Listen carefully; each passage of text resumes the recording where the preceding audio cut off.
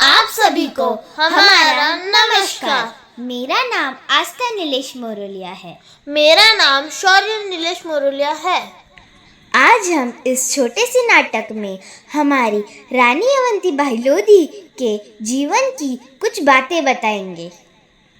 तो कैसे उनने अपने प्राणों का बलिदान इस देश के लिए हंसते हंसते दे दिया।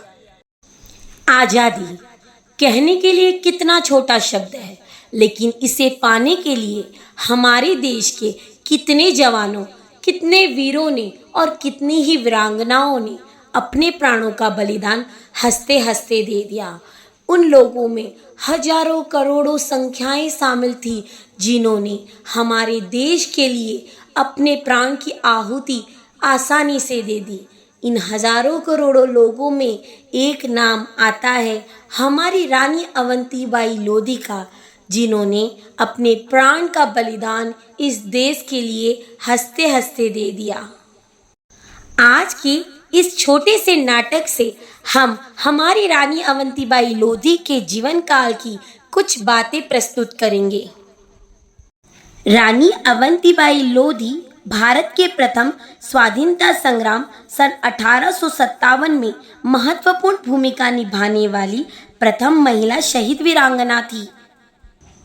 वीरांगना रानी अवंतीबाई लोधी का जन्म 16 अगस्त 1831 को ग्राम मनकहनी, जिला सिवनी, मध्य प्रदेश में हुआ था।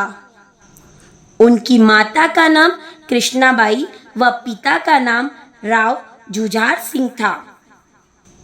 उनके पिता जमींदार थे और साथ ही लोधी समाज के मुखिया भी थे। मेरे घर पे एक सुंदर सी कन्या का जन्म हुआ है। मेरी इस कन्या का नाम होगा अवंती। लोग इसे अवंतीबाई के नाम से जानेंगे। वीरांगना अवंतीबाई लोधी की शिक्षा दीक्षा मनकहनी ग्राम में ही हुई। अपने बचपन से ही अवंतीबाई ने तलवारबाजी और घुड़सवारी करना सीख लिया था। लोग इस बाल कन्या की तलवारबाजी और घुड़सवारी को देखकर आश्चर्यचकित होते थे। वीरांगना अवंतीबाई बालकाल से ही बड़ी वीर और साहसी थी। जैसे जैसे अवंतीबाई बड़ी होती गई, वैसे वैसे उनकी वीरता के किस्से आसपास के क्षेत्र में फैलने लगे। जैसे ही अवंतीबाई लोधी विवाह योग्य हुई तो उनके पिता जुझार सिंह ने अपनी कन्या अवंतीबाई लोधी का विवाह सजातीय लोधी राजपूत, रामगढ़ रियासत, जिला मंडला के राजकुमार से करने का निश्चय किया। रामगढ़ के राजा लक्ष्मण सिंह ने अपने पुत्र राजकुमार विक्रमादित्य सिंह के लिए यह रिश्ता स्वीकार भी कर लिया। विवाह होते ही अवंतीबाई रामगढ़ रियासत की कुलवती बन गई। सन 1850 में रामगढ़ के राजा और वीरांगना अवंतीबाई लोधी के ससुर लक्ष्मण सिंह की मृत्यु हो गई और राजकुमार विक्रमादित्य सिंह का रामगढ़ रियासत के राजा के रूप में राज तिलक किया गया। लेकिन कुछ साल के बाद राजा विक्रमादित्य सिंह अस्वस्थ रहने लगे। उनके दोनों पुत्र अमान सिंह और शेर सिंह अभी छोटे थे, अतः राज्य का सारा भार रानी अवंतीबाई लोधी के कंधे पर आ गया। वीरांगना अवंतीबाई लोधी ने वीरांगना झांसी की रानी की तरह ही अपने पति विक्रमादित्य के अस्वस्थ होने पर ऐसी दशा में राज्य का सारा कार्य अच्छे से और सुयोग्य रूप से संभाल लिया। इस समय लॉर्ड डलहौजी भारत में ब्रिटिश राज का गवर्नर जनरल था। लॉर्ड डलहौजी का प्रशासन चलाने का तरीका साम्राज्यवाद से प्रेरित था। उसके काल में राज विस्तार का काम अपने चरम पर था। भारत में लॉर्ड डलहौजी की साम्राज्यवादी नीतियों और उनकी राज हड़प नीति के वजह से देश की रियासतों में हल्ला मचा हुआ था। लॉर्ड डलहौजी की राज हड़प नीति के अंतर्गत जिस रियासत का कोई स्वाभाविक बालिग उत्तराधिकारी नहीं होता था, ब्रिटिश सरकार उसे अपने अधीन कर रियासत को ब्रिटिश साम्राज्य में विलीन कर लेती थी। अपनी राज्य की हड़प नीति के तहत डलहौजी ने कानपुर, झांसी, नागपुर, सतारा, जेतपुर, संबलपुर, उदयपुर, करौली आदि रियासतों को हड़प चुका था। रामगढ़ की इस राजनीतिक स्थिति का पता जब अंग्रेज सरकार को लगा तो उन्होंने रामगढ़ रियासत को कोर्ट ऑफ वार्डर्स के अधीन कर लिया और शासन प्रबंधन के लिए एक तहसीलदार को नियुक्त कर दिया। रामगढ़ के राज परिवार को पेंशन दे दी गई।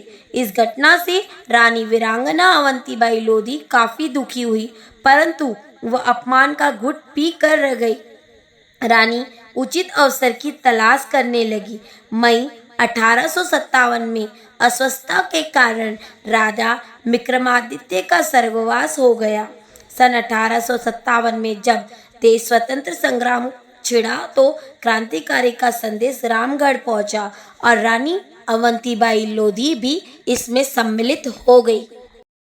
रानी ने अपनी ओर से क्रांति का संदेश देने के लिए अपने आसपास के सभी राजाओं और प्रमुख जमींदारों को चिट्ठी के साथ कांच की चूड़ियां भिजवाई और उस चिट्ठी में लिखा था, देश की रक्षा करने के लिए या तो कमर कसो या चूड़ी पहनकर घर में बैठो।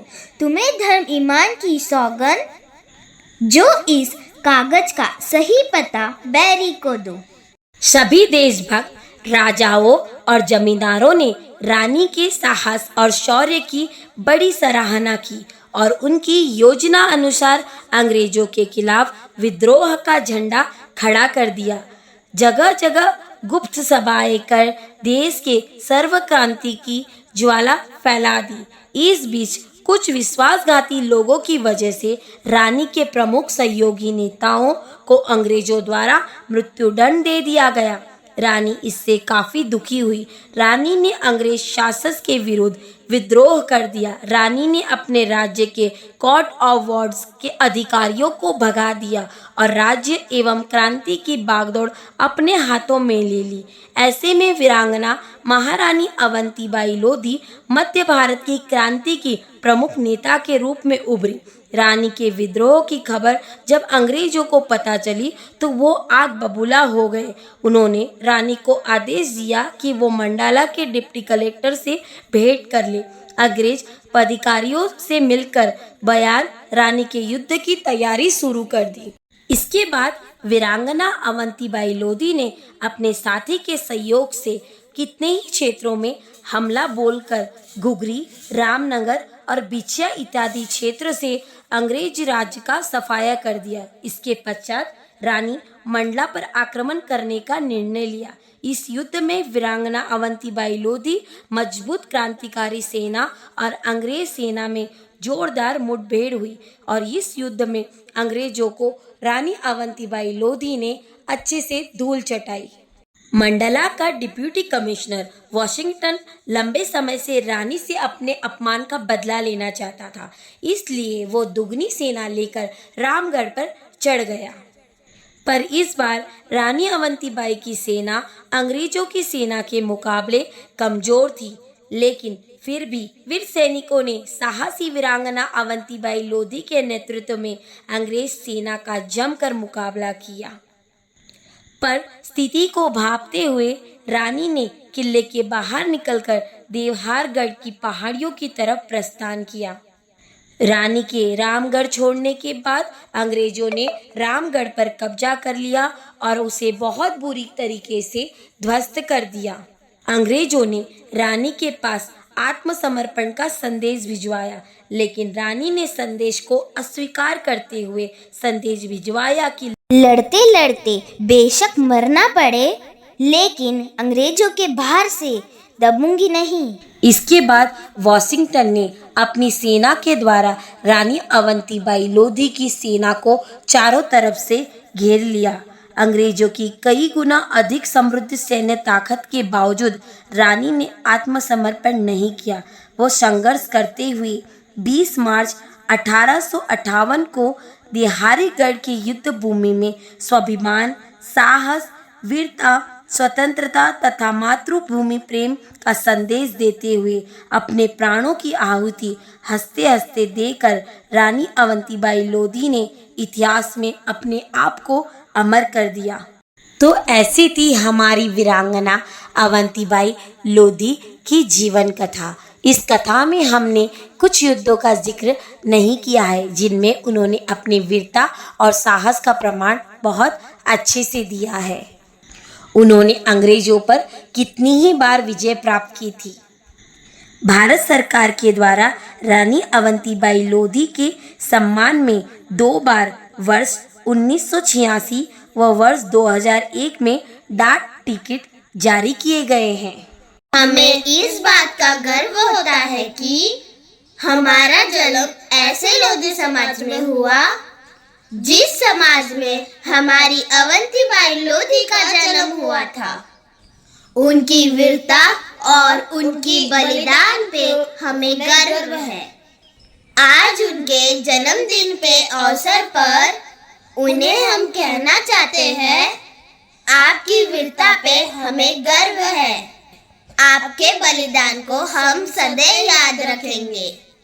वीरांगना रानी अवंतीबाई लोधी जी की जयंती पर शत शत नमन।